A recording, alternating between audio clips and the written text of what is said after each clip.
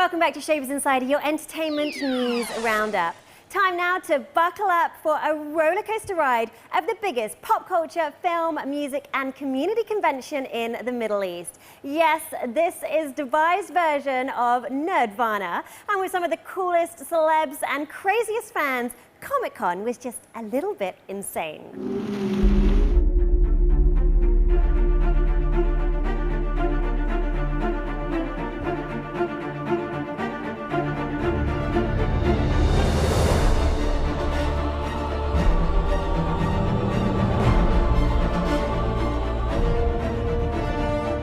It's official, pop culture, superheroes and super geeks have taken over Dubai. From Deadpool to Darth Vader, it's been 5 years since The Force Awakened, and the mission for the masses is to just embrace it. Think about comic books. The Amazing Spider-Man, The Incredible, you describe who you are and then you name your title. So my existence, my delivery, Daryl McDaniels is my name, but I became the devastating mic-controlling DMC. Thor, the mighty Thor, right, is the son of Odin. So for me, hip-hop is easy. I'm become the son of Byford, brother of Al.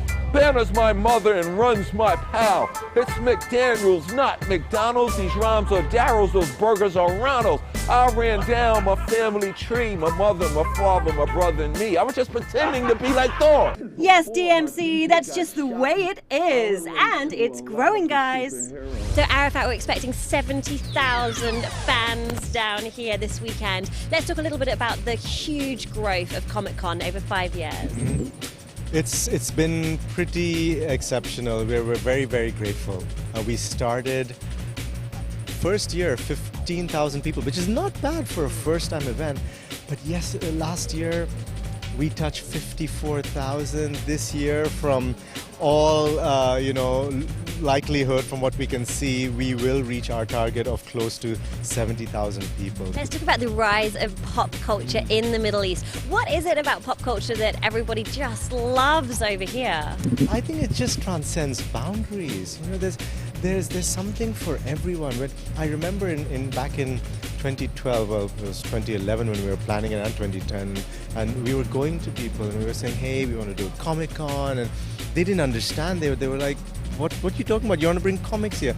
And then we had this line that we would use on people, and they're like, oh, so did you like Harry Potter? Like, oh, I love that series. And, oh, did you like Avatar? I was like, oh, it was such a cool movie. The 3D was wonderful. I was like, okay, one was about wizards and one was about 10-foot tall aliens. You are a geek. You are a fan. Celebrity guests included Hollywood stars and cult legends. Top billing went to Game of Thrones star Coster-Waldau, who talked season 6 and favorite characters.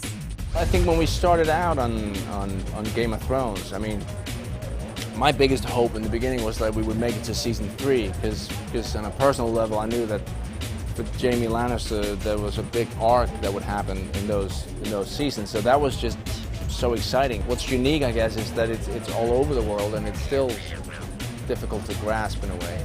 I think I'd like to come back as Hodor. I remember the lines.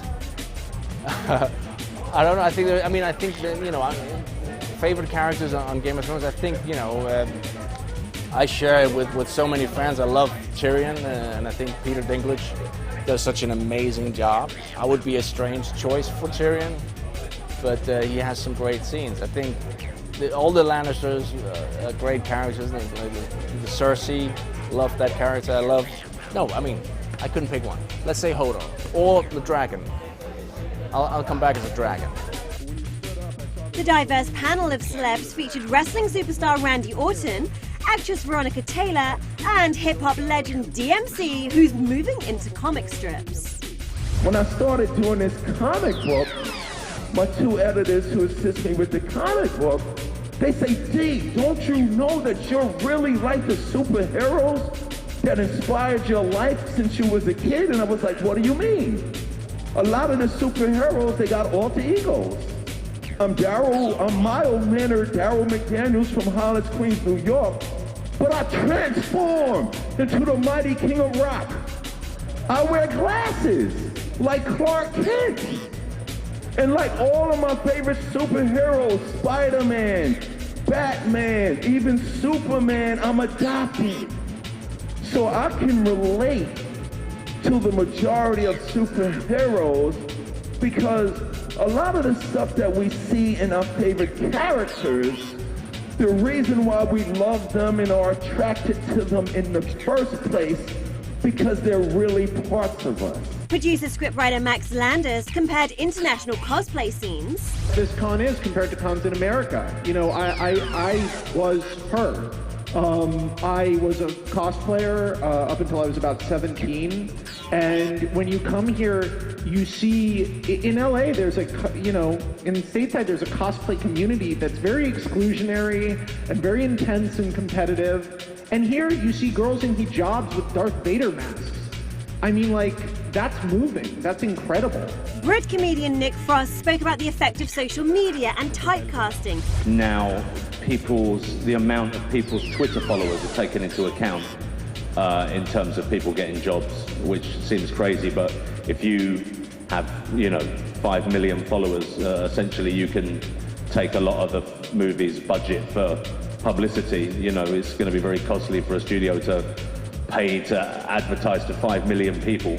But if you can tweet out to your 5 million followers, hey, film's out today, I think there's going to be clauses coming into contracts where you pay for tweets, essentially. And sci-fi actress Summer Glau was quizzed on reuniting with former Firefly co-stars for the upcoming episode of Castle. It was amazing. I think it's been a long time coming. I've only been asking him to have me on the show for like 7 years.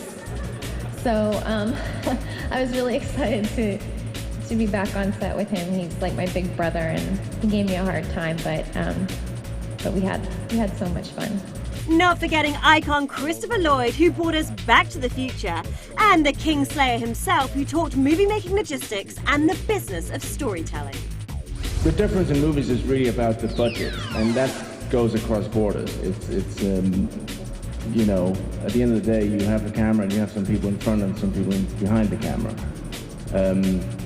We have fairly large movies in Scandinavia as well, but of course, when you do a big budget American movie, that's just the logistics are different.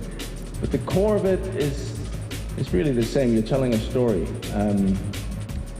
I like to do both, but I really enjoy the small projects because there's something about what I love about movie making is, you get together as a group of people when you're together for like 2-3 months and you tell a story. And when you're a small group, you get to know everyone, and everyone has to take direct responsibility for telling the story.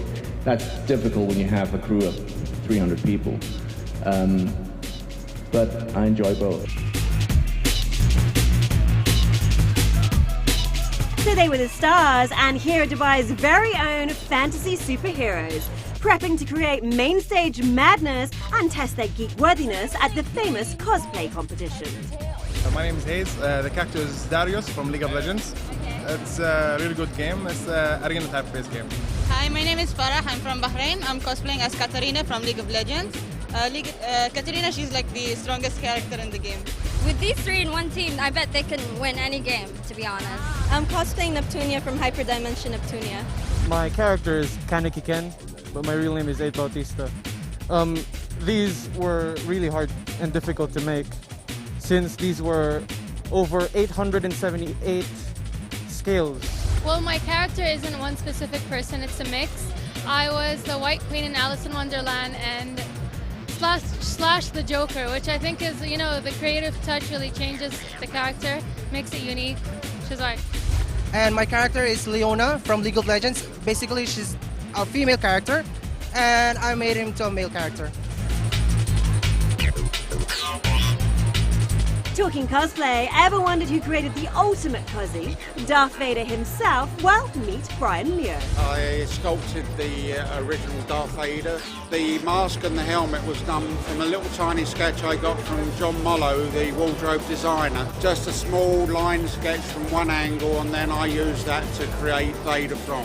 They moulded Dave Prowse and cast him in plaster, and I sculpted Vader on top of that, knowing then that would fit back on Dave Prowse. They wanted a figure to look menacing. That's basically what I created. From Star Wars to comic collector wars, Metropolis displayed millions of dollars worth of vintage comic books. So Vincent, Metropolis Comics, some of the most rare and expensive comic books in the world. Introduce us to some of your classic pieces. Well, I brought a lot of great books to the show this year. I was really excited to come back to Dubai. The fans here are so awesome, and I wanted to bring a lot of comic books that I think they would really like. So I brought stuff that's very old, from the golden age of comic books. Here is Batman #1. This is from 1940.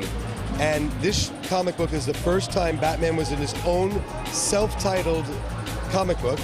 And it has the first appearance of his arch enemy, the Joker, and his sometimes on-again, off-again love interest, Catwoman. So this is really, really iconic. How much would a piece like this go for? This comic book is $75,000 US. What else have we got here in some of the vintage classics? Well, a new classic, so it's 25 years old, is the first appearance of Deadpool. Deadpool just became the highest grossing R-rated film of all time and incredibly popular. I'm sure it's just as popular here as it is in the States. And this is the first time Deadpool was ever in a comic book.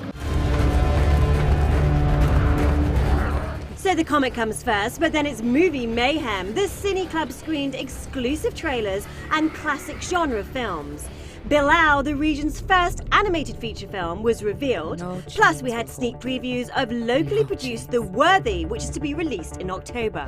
The Worthy is the latest Imagination film. It's directed by Emirati Ali Mustafa, which is his second film with Imagination. The film is a post-apocalyptic thriller that's set in the future in a world where all the water supplies were contaminated, and there's a small group of survivors that have to fight a strange group and many other things to survive, and we're trying to find out who's worthy to live in this world.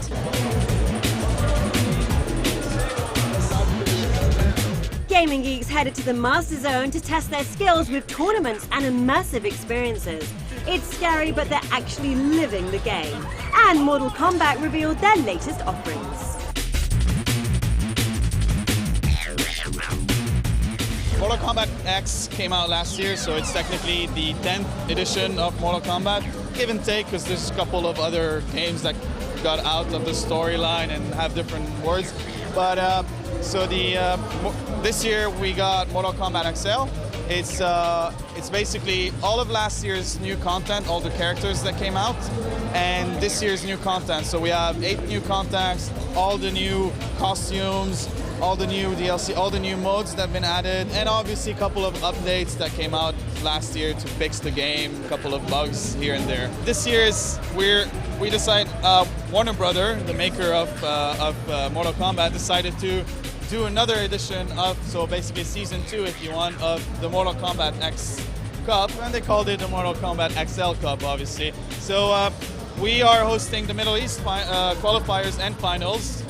2 winners will be crowned as winners, and they will fly out to Sweden in June to represent the Middle East, obviously, and in a huge international finals where other players qualifying from England, from Scotland, from Austria, from Spain, from different other countries in the world and regions, and basically to crown who's the ultimate, combatant. And to supersize your skills, there was indoor ziplining and workshops with the pros in animation, game development, acting, and improv. And Artist Ali included fresh Emirati manga-style power. We all know anime, but we want to create our own anime with our own cultures. So our cultures is all about jinn. We all know about Omudwes and some other jinn characters in our culture.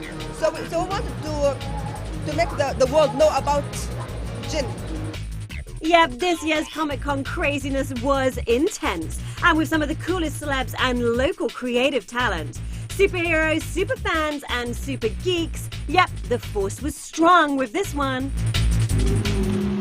So mission complete. Comic-Con was massive. And that brings us to the end of this edition of Showbiz Insider and indeed April events in Dubai. Hope you loved the show, guys. Remember, stay in touch. We've got our Facebook page, which is Showbiz Insider Zoe. And we've also got our Twitter feed, which is @Zoe Showbiz. That's for all your international Hollywood gossip and the big stories in film, fashion, music, and the arts. We'll see you soon. Bye for now.